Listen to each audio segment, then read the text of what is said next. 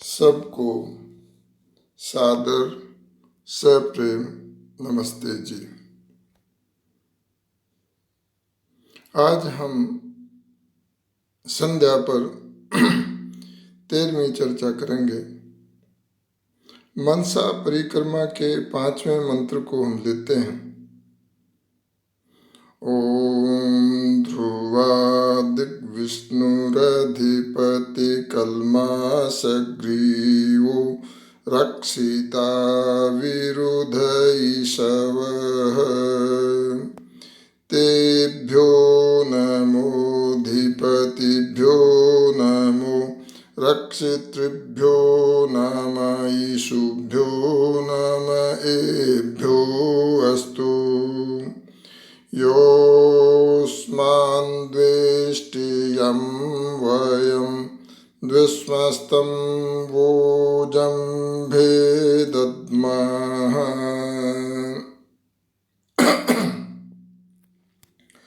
ध्रुव दिशा अर्थात जो अपने नीचे की ओर है, उसमें विष्णु व्यापक नाम से परमात्मा का ध्यान करना।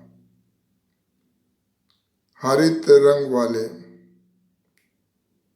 जो भी वृक्ष आदि हैं, वो उस ईश्वर की ग्रीवा के समान दिखते हैं, अर्थात जिसके वन वृक्ष बाण के समान है, उनसे अधो दिशा में हमारी रक्षा करें। तेभ्यो नमः अधिपतिभ्यो नमः। उन सब गुणों के अधिपति ईश्वर के गुणों को हम बार बार नमस्कार करते हैं। रक्षितृभ्यो नमः ईशुभ्यो नमः एभ्यो अस्तु। जो ईश्वर के गुण और उसके रचे पदार्थ जगत की रक्षा करने वाले हैं और पापियों को बाणों के समान पीड़ा देने वाले हैं, उनको हमारा नमस्कार हो। क्यों? इसलिए कि जो प्राणी अज्ञान से हमारा द्वेष करता है और जिस अज्ञान से धार्मिक पुरुष का तथा पापी पुरुष का हम लोग द्वेष करते हैं, उन सब की बुराई, और बुराई क्या है? अज्ञान और द्वेष।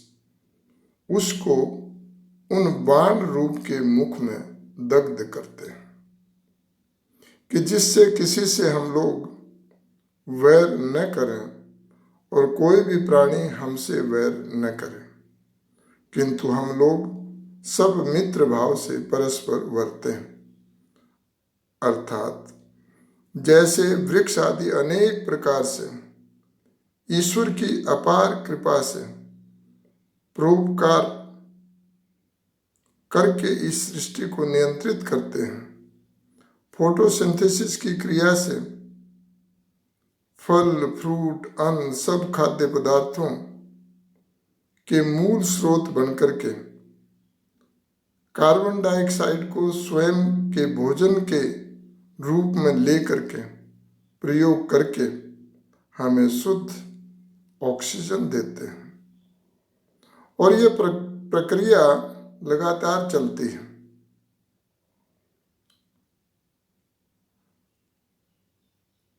ईश्वर की रचना व उसके अस्तित्व पर जब हम ये दिग्दर्शन करते हैं तो कोई संदेह नहीं हो सकता है।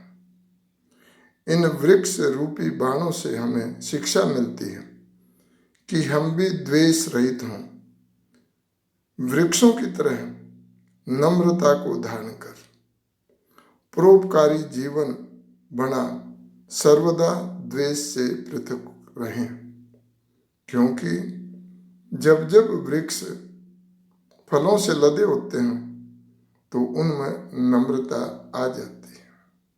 इसी प्रकार से हमारे विद्वज्जनों सन्यासियों में भी हमें ये देखने को मिलता है। और विद्या विनम्रता को प्रदान करती है। कोई भी विद्या अगर हम उससे अभिभूत होकर के घमंड करते हैं तो वो विद्या अविद्या बन जाती है। अब मनसा परिक्रमा का छठा मंत्र। ओम ऊर्ध्वा दिग्बृहस्पतिः स्वित्रो रक्षिता वर्षमिषव तेभ्यो नमोऽधिपतिभ्यो नमो रक्षितृभ्यो नम ईशुभ्यो नम एभ्यो अस्तु। योऽस्मान् द्वेष्टियं वयं द्विस्मस्तं वोजं भेदद्मः। जो अपने ऊपर की दिशा है उसमें बृहस्पति, जो ज्ञानमय वाणी का स्वामी परमेश्वर है, उसको अपना रक्षक जाने, जिसके बाण के समान वर्षा के बिंदु हैं, उनसे हमारी रक्षा करें। अर्थात वृष्टि उसके बाण रूप रक्षा के साधन हैं। तेभ्यो नमः अधिपतिभ्यो नमः। उन सब गुणों के अधिपति ईश्वर के गुणों को हम बार बार नमस्कार करते हैं। रक्षितृभ्यो नमः ईशुभ्यो नमः एभ्यो अस्तु। जो ईश्वर के गुण और ईश्वर के रचे पदार्थ जगत की रक्षा करने वाले हैं और पापियों को बाणों के समान पीड़ा देने वाले हैं, उनको हमारा नमस्कार हो। इसलिए कि जो प्राणी अज्ञान से हमारा द्वेष करते हैं और जिस अज्ञान से धार्मिक पुरुष का तथा पापी पुरुष का हम लोग द्वेष करते हैं, उन सब की बुराई अज्ञान द्वेष को उन बाण रूप के मुख में दग्ध कर देते हैं, कि जिससे हम लोग किसी से वैर न करें और कोई भी प्राणी हमसे वैर न करे, किंतु हम लोग मित्र भाव से परस्पर वर्तें। अर्थात जिस प्रकार वर्षा के बिंदु प्रदूषण रहित होकर के चराचर को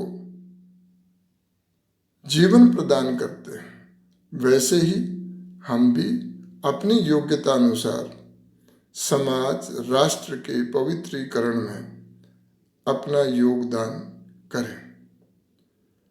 सूर्य के द्वारा समुद्र के जल को वाष्पीकरण कर अंतरिक्ष में मेघमंडल बना जल को शुद्ध कर पृथ्वी पर वर्षा के बिंदु द्वारा जीवन प्रदान करना रूपी ईश्वरीय यज्ञ चलता रहता है। अतः हम भी द्वेषों को छोड़ उस ईश्वर के परमार्थ विज्ञान स्वरूप को ध्यान करके धारण करके धर्मार्थ कार्यों में लग्नशील होकर द्वेष को दग्ध बीज कर देना। यहाँ 6 मनसा परिक्रमा के मंत्रों की चर्चा हमने की है।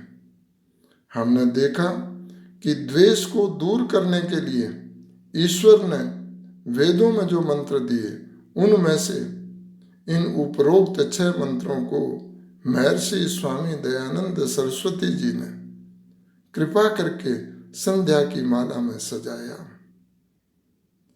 इससे पता चलता है कि द्वेष और अविद्या मनुष्य के लिए कितने बड़े शत्रु हैं। हमने भी यहाँ उनकी हर मंत्र के साथ समझाने का प्रयत्न किया। मूल में अविद्या अज्ञान है द्वेष के।